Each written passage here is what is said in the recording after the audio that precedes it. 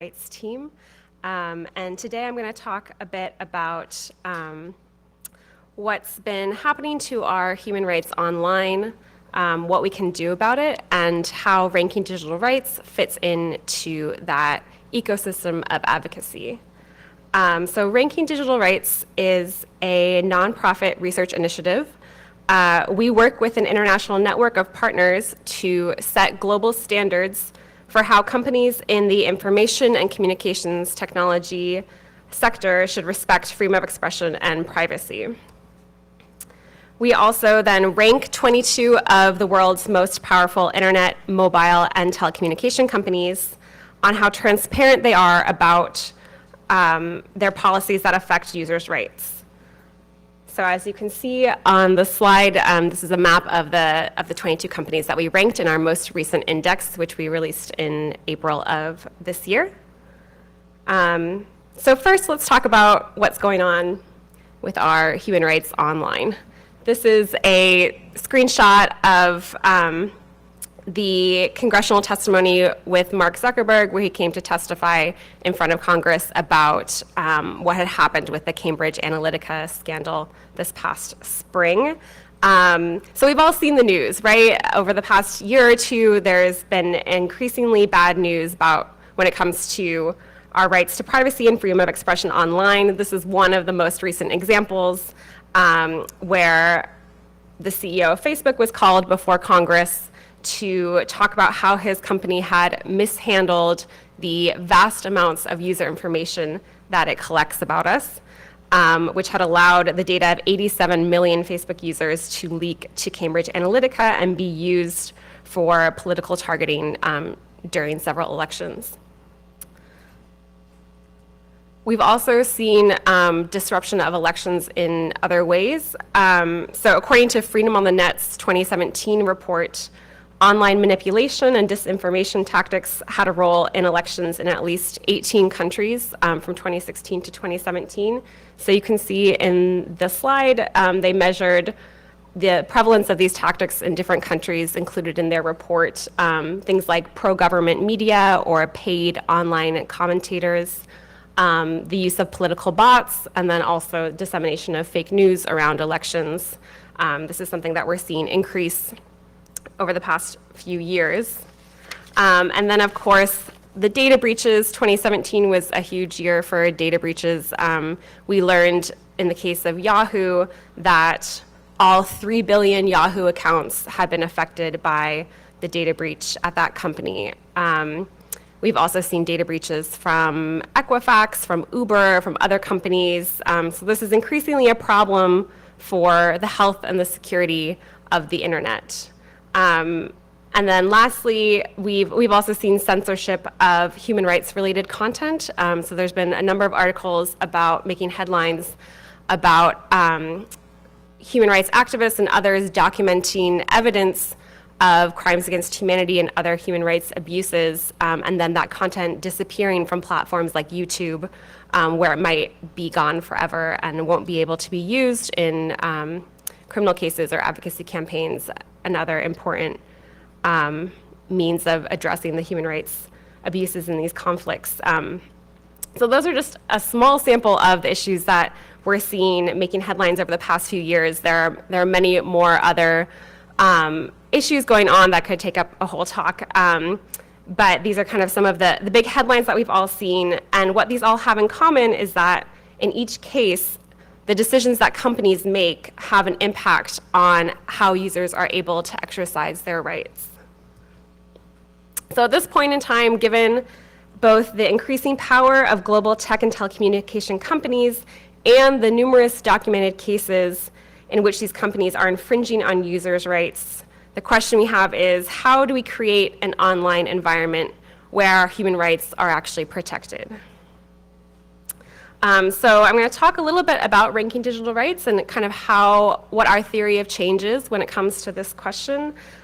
We take a particular approach to this. So as I mentioned earlier, we evaluate 22 of the world's most powerful internet and telecommunication companies on how transparent they are about their policies and their practices that affect users' rights. So you can see here, here's a map of the top social networks in each country as of January 2018. So all the blue countries are where Facebook is the top social network that people access on a regular basis. In Russia, you can see the kind of tan color is for VKontakte. They're sort of, some people call it the Facebook-like equivalent in Russia. Qzone in China, and then others around the world. But you can see that Facebook kind of dominates a lot of the map here. And then similarly, top websites that are accessed across the world. The light blue is all Google. And then we have in the light orange color is Baidu, VK again at the top, and then YouTube in some of the grayish pink countries you can see.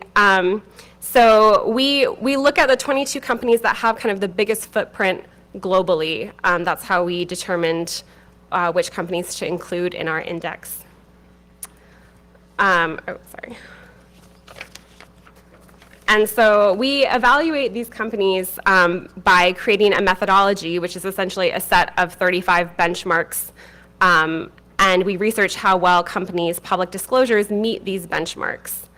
Our research goes through 7 steps of review and verification, including a step where we share our preliminary findings with the companies themselves so they have an opportunity to respond to what we found and ask clarification questions about what it is that we're measuring. And then we then publish an annual index with top-level findings, and we release a public data set which has all the data that went into the rankings. So where do these standards come from? We created this methodology. It has a set of benchmarks. What's the basis for our methodology? So one of the founding frameworks for our project is the United Nations Guiding Principles on Business and Human Rights.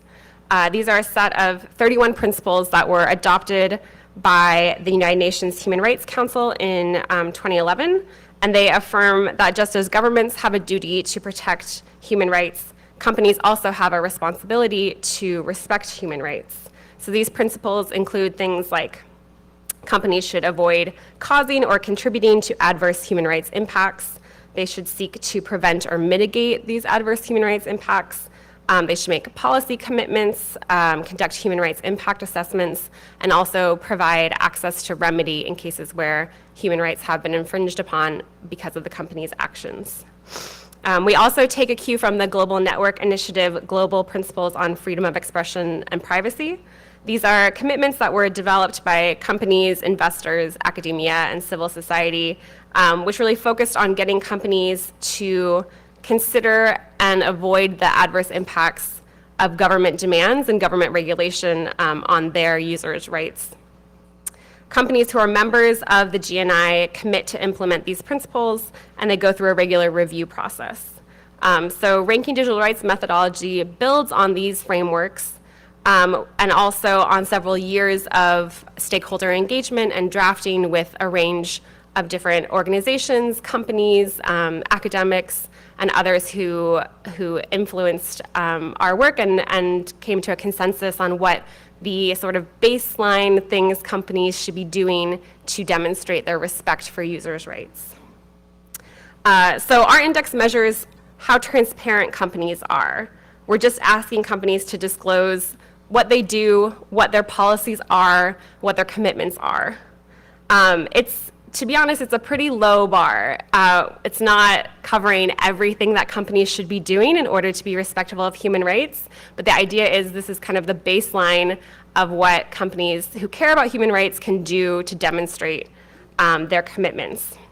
And there are also other important conversations to be had about these companies' business models, whether these practices and policies are sustainable or compatible with a human rights-focused online ecosystem.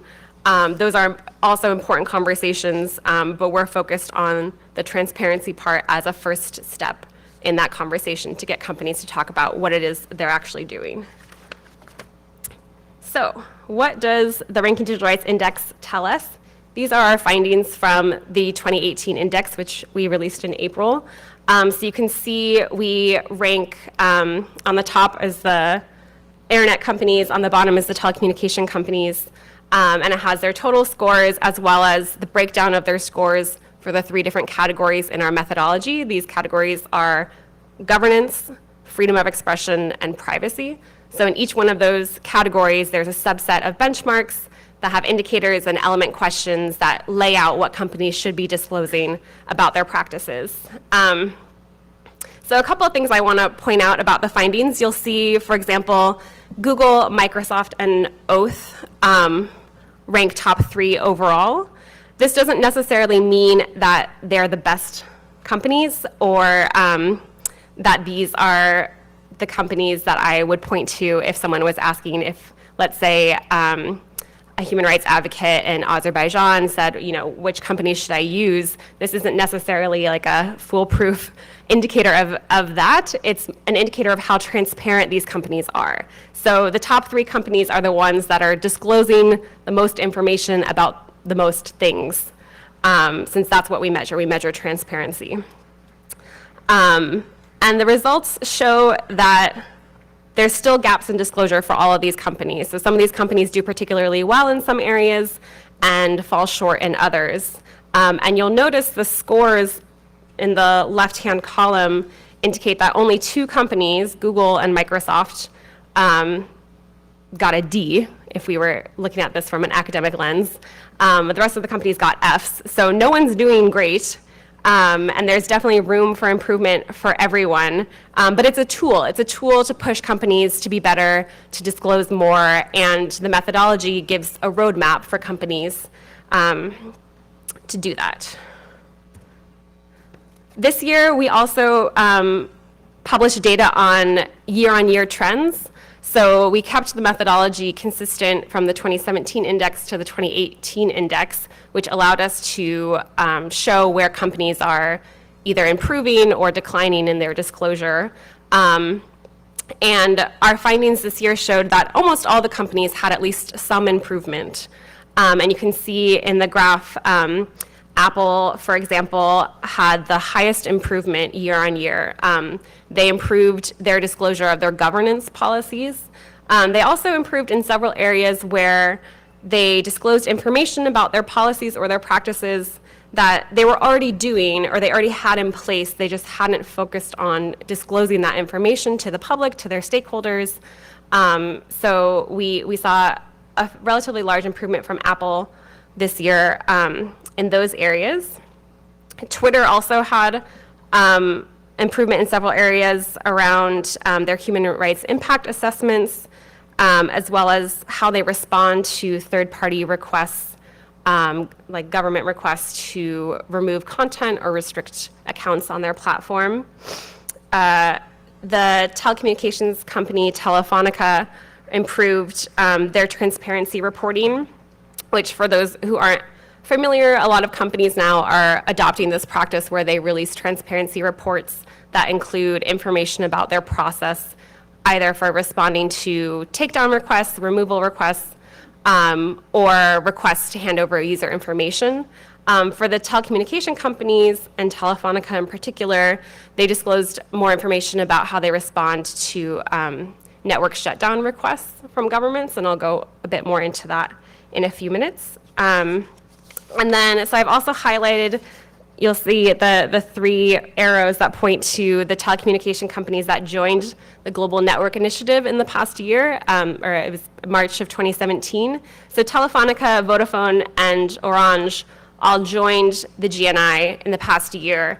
So we saw improvements from all 3 of those companies where they made meaningful changes to their disclosed policies and commitments as part of their joining the Global Network Initiative. And then the last thing I wanted to highlight for the year-on-year comparison is the Chinese companies. So I circled Baidu and Tencent, which both had improvements in their disclosure from the previous year, mostly in the area of how they handle user information. So in the area of their privacy policies, what information they collect and retain, those kind of practices. So it shows that even in some of the more restrictive political environments, all of the companies in our ranking still have areas where they can improve their disclosure. Another one of the areas where we've seen improvements from the 2017 index to the 2018 index is companies' role in policing content or accounts on their own platforms. So this graph shows a number of indicators or benchmarks in our index that measures companies' disclosure of their policies for policing content. So it includes the first two, which have to do with their own terms of service enforcement, and then the others have to do with their responses to government requests or third-party requests to remove content or restrict accounts on their platforms. So we're seeing slight improvements across the board in this area, but again, there's a lot, there's still relatively low scores across the board. We have seen more improvements on indicator F5, which is specifically about the process for responding to third-party requests. We've seen less improvement from companies around their process for enforcing their own rules. This is something that the broader civil society community has been pushing companies to be more transparent about for several years, and we're seeing slowly better disclosure in that area, but only from certain companies who are, I think, getting pressured the most. And then finally, one area I wanted to point out was our indicator F4, which is data about terms of service enforcement. This is an indicator that has really lagged over the past few years and is still lagging. You can see it's the lowest bar in this chart.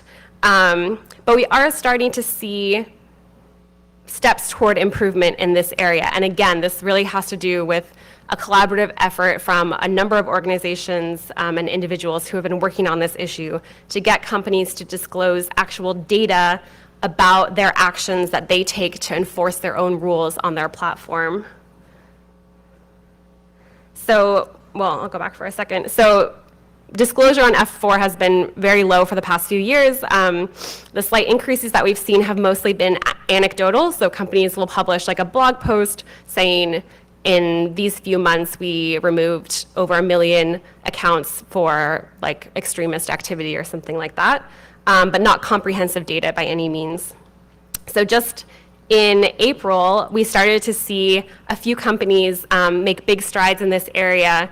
This was after our data we stopped our research cycle, so this will be taken into account in the next research cycle. But we saw Google released a report for YouTube where they broke down data for that provides much more information about how much content they're removing, by what method they're removing this content, how it's being flagged or how it's coming to their attention, and then for what reasons, so what type of content is being removed.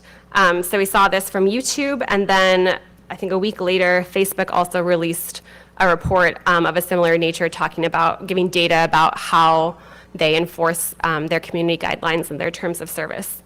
So this will be taken into account in the next cycle of our research. We're really excited to see companies start to disclose this kind of information in a similar way that they disclose information about government requests to remove data. We also need to know what they're doing, how they're policing content on their own platforms. So we've seen some improvements, but there are also significant gaps in disclosure, and these gaps can sometimes serve as warning signs or areas to focus our advocacy. So one area that I'd like to point out is what we call our user information questions. So these are a set of 7 privacy indicators that measure how transparent companies are about how they handle your user information. So things like, what user information do they collect? What user information do they share? Who are they sharing it with? How long are they retaining this information? Do you have any control over what they're collecting, what they're doing with your user information? So on these set of questions, we've seen, despite some improvements from a few companies, the average scores are still quite low. The highest score is 56 out of 100. And this is a really important issue for a lot of us. It's also very much related to the Cambridge Analytica scandal. And you'll see that Facebook's disclosure in this area is worse on many of the indicators compared to other companies. But no one is doing particularly well here. So Facebook kind of came under the fire for good reason, but it's also a broader trend that we should be concerned about how little these companies are disclosing about how they handle our user information. People don't really know what companies are doing with our user information, and that's because companies aren't clear about it. They are not really disclosing their practices very clearly. But we're anticipating seeing some movement on these indicators over the next year with the GDPR in Europe and how companies decide to comply with that regulation. We might see some movement on some of these indicators, hopefully in a positive direction. Another area that we measure in our index is security oversight. So this includes what companies are disclosing about their practices to keep user data secure. Things like, do they have systems in place to limit and monitor employee access to user information? Do they disclose that they're conducting internal security audits? Do they disclose that they're conducting external security audits? And as we can see, again, there are a few companies who are disclosing enough information here, Google and Kakao from the internet companies, and then AT&T as well. But again, the scores across the board are relatively low, and this also relates closely to another indicator in our index, which is about policies for responding to data breaches. As we know, this is a big issue for the security of the internet, for the security of our user information. So we want companies to disclose, in the event that you don't properly secure user information or a data breach occurs, what steps are you going to take to remedy the situation?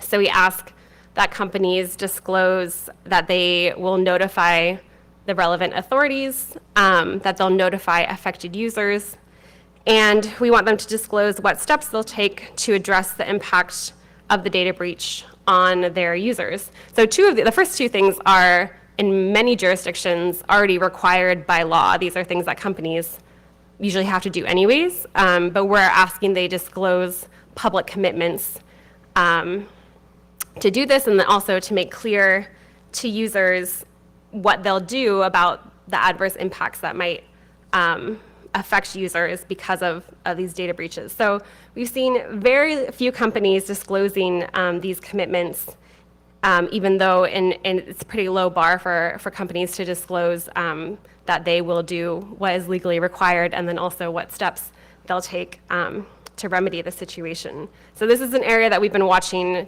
to try and push companies to be more transparent and get them to improve their policies. And then finally, we have an indicator on network shutdowns, which pertains to the telecommunication companies that we rank in the index. From a number of civil society organizations have been doing research on this issue over the past few years. Access Now in particular has been documenting the prevalence of network shutdown requests or demands around the world. And the number of the instances of network shutdown requests are increasing, and telecommunication companies play a key role in these events. So we understand that oftentimes companies are constrained in how they can respond to these kinds of demands, but we want them to have clear policies in place for what their process looks like for responding to these requests, and we want them to disclose that information so their users have that information as well. And again, this is an area where we have seen some improvements in disclosure over the past year. You can see this is a year-on-year comparison between the 2017 scores and the 2018 scores. However, disclosure across the board remains low.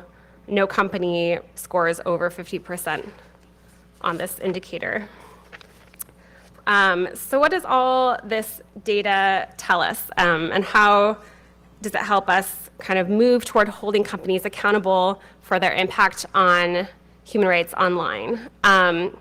One of the things that this data tells us is it helps us understand kind of what the problems are and what the gaps, where there are gaps in disclosure, and then hold companies accountable for how their actions and their stated human rights commitments compare to their disclosed policies. So an example of this that comes up a lot is the terms of service enforcement indicators. So we want companies to be transparent about what their rules are, either in their terms of service or their community guidelines, and how they enforce those rules. That isn't enough to ensure that their policies are sound, that they're enforcing them in a consistent way, as we've all seen with some of these companies. It's often a very incoherent set of policies in terms of how they're stated or how they're implemented. But without forcing companies to disclose what the policies are, there's no way for us to engage with those companies, to improve their policies, or to have a sense of how their internal policies align with how they're actually implementing their enforcement in practice. So transparency can help us have a better conversation, have better advocacy campaigns, more targeted advocacy campaigns. It's not a fix in and of itself, but it can increase trust between users and companies and help kind of build that, bridge that relationship. It also gives stakeholders information they need to push companies to improve their practices. And it provides data to show where companies are failing to disclose important information. It also shows where there's room for improvement, especially when we look at companies in similar jurisdictions. If one company is outperforming the other, it's clear that there aren't legal restrictions preventing that company from disclosing information because other companies in that jurisdiction are able to disclose that information as well. So what can you do with this information if you are interested in using it? There's a lot of things that you can do. We put our methodology online, so it can be used as a framework for asking companies questions. If you're an investor, there's information on our website for how to use the index findings, including an investor brief. So I put an excerpt from our investor brief up there with key questions that investors can ask companies in order to push companies to adopt better policies that are more respectful of human rights, and also ask them, if they don't have those policies, why don't they have them? There's also a lot of resources on our website that I wanted to highlight. So if you go to rankingdigitalrights.org/index 2018, you can find the breakdown of all of our rankings for the past year, but there's also a lot of resources in here. So if you go up to the resources tab, that's where you'll find the investor brief. On the second bar at the top, you can click on either companies or services, and that will give you a much more detailed breakdown of how these companies perform on all 35 indicators. You can also see how they compare with other companies, and you can look at the different individual services. So for each company that we rank, we give them an overall score, but for each of those companies, there are a number of services that we evaluate that make up that score.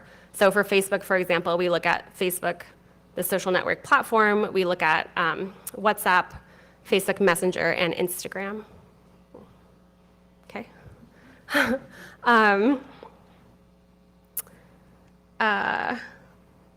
And then the last thing I wanted to point out is the download button up there is where all our data lives. So if you are a person who loves to work with data, if you love to work in spreadsheets, you can find and download our entire spreadsheet with all of our data, everything that went into the rankings this year.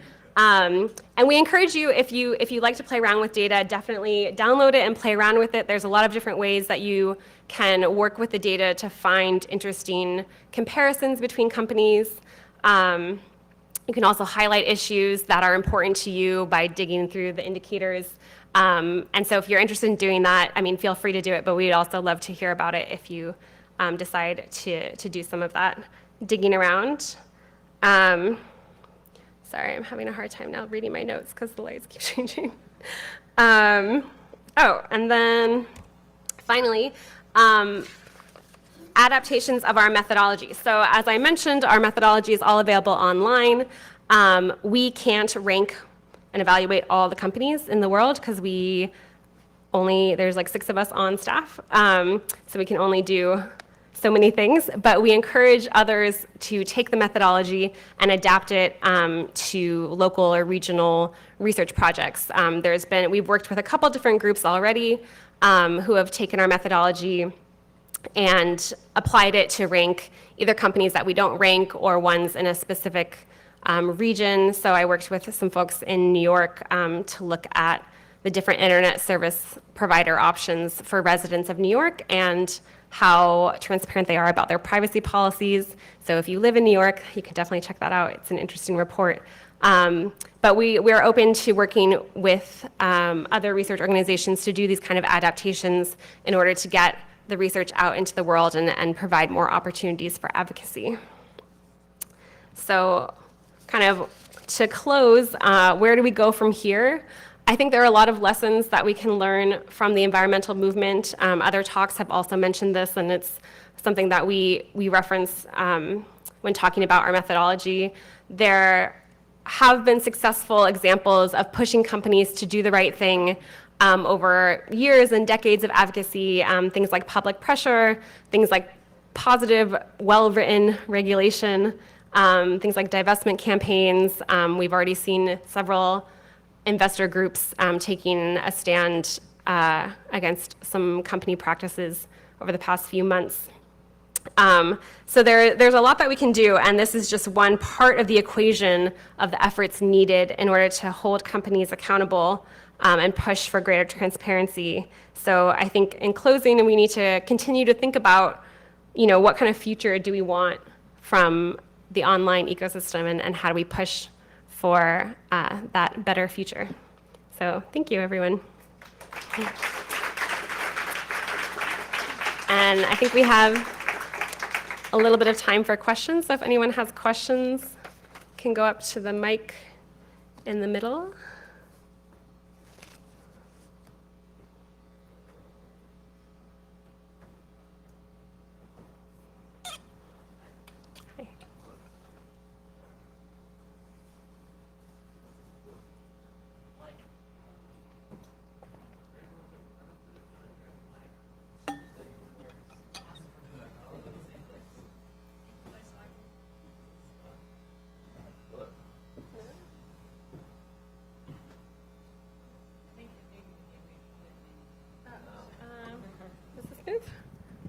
No, shout.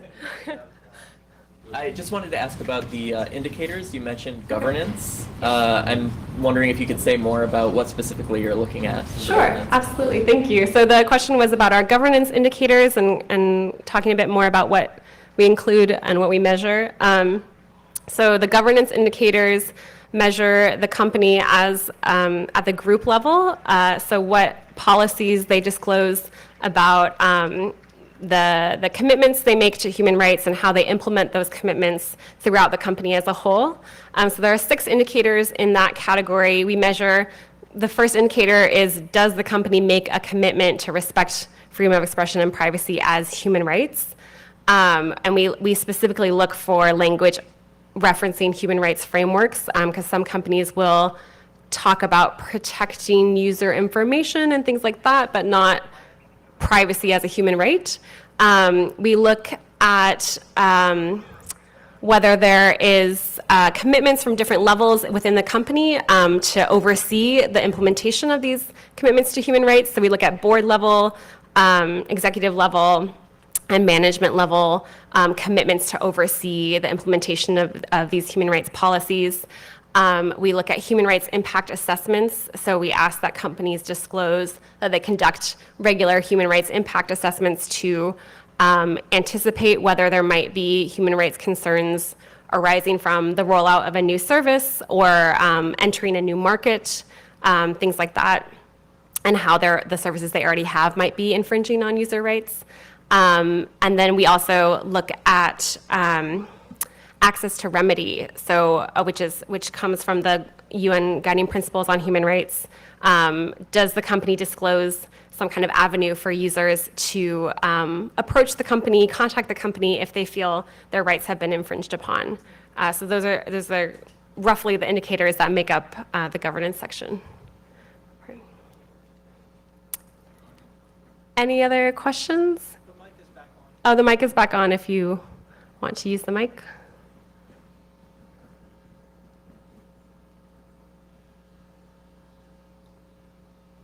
I don't see anyone getting up, so if there are no more questions, you'll feel free to contact me if any questions come up, or if you're interested in learning more about our index or the methodology. I'm always happy to talk about our methodology.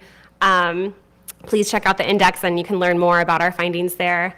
And if no more questions, then I'll wrap it up. Thanks very much.